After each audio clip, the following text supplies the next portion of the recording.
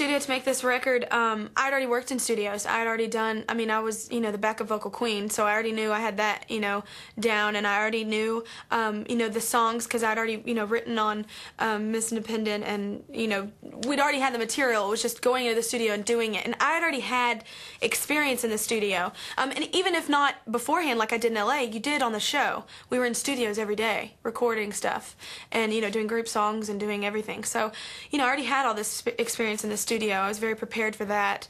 But it was, the new thing was, working with producers that, I actually have a say. When you're a backup vocalist, you don't have a say. You have to do exactly what they tell you, So, with this, it was cool because I got to kind of, be the creator instead of, the person behind, just behind the voice. Millions of fans were waiting for a record right after, American Idol. So, a lot of people went out and bought that record just because, they voted for the girl on the TV show and they wanted to know what I was doing, and then, people actually ended up liking, the music. It wasn't just about that. So, they liked the fact that I was writing the singles, and they liked, just everything that was happening. I got that in interviews like, oh, how's it writing on the show? And it's like, wow. So basically what you're saying to me is that I have actual no talent and I'm writing off of a television program. Okay. So let's see how I can change this. And it's not that I'm like feeling like I have to prove myself to someone, but it's just like all the people that are working their tails off with me, that's basically a slap in the face when someone says you're just successful because of one thing, because all of us are putting our time and energy and heart into a project, and we want to be, be appreciated for that, so with the next record, we went a different direction. We did it a little bit more rock. Kelly capitalized on her TV fame by selling 3 million copies of her debut album, Thankful. Critics predicted, though, that as the memory of American Idol faded, so too would sales of her second album, Breakaway. They were soon proven to be completely wrong.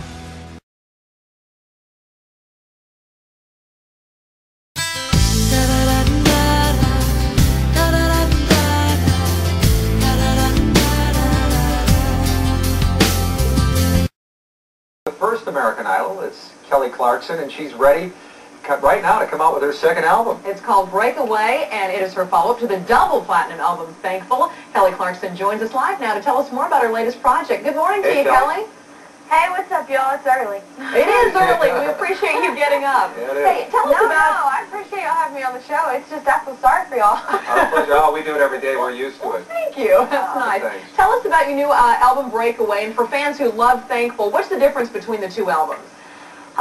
Thankful is, or Breakaway I should say, is more rock than Thankful. It's still got soul in it. It's just more of a Janis Joplin kind of soul rather than an Aretha Franklin type of soul. So it's just a little bit different. It's a little more rock, and the lyrics are deeper. They're more passionate, and they're just, to be honest with you, I wrote half the album, so they're just more for my heart. So it's a good album. I like it. I'm proud of it. So.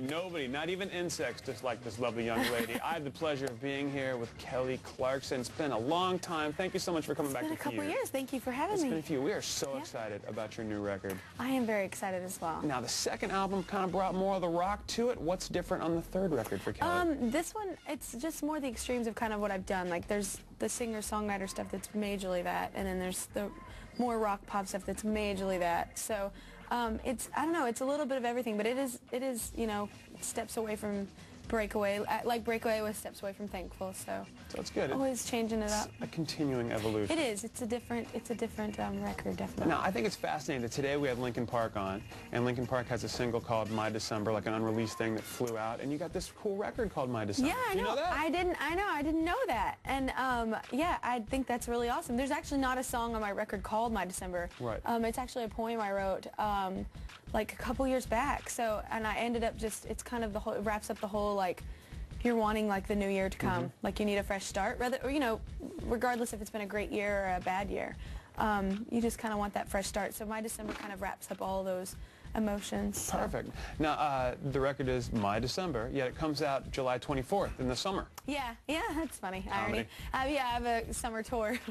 Yeah. But it's kind of cool because it's almost like we're bringing this kind of cold, melancholy, but fun at the same time tour, like, to summer.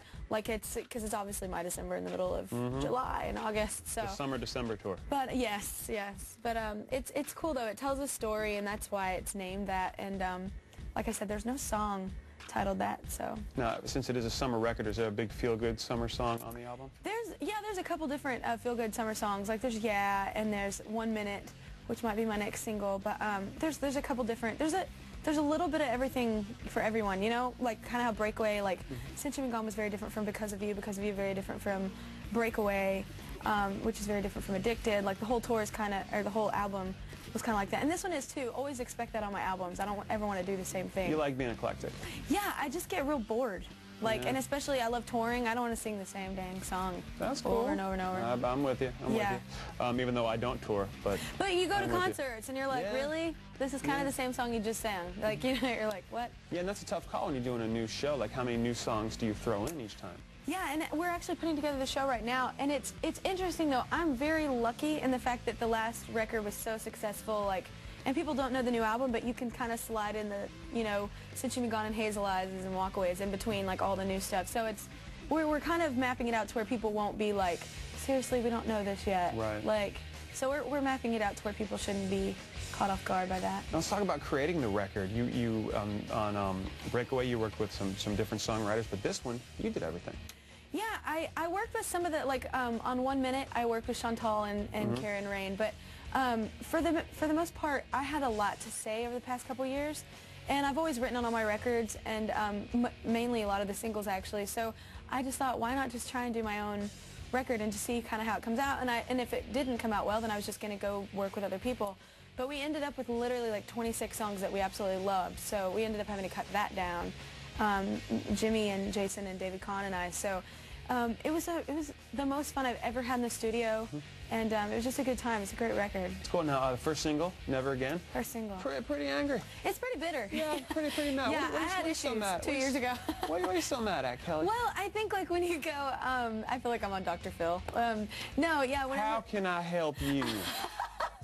That's what my friend Mary does. She does it well as well.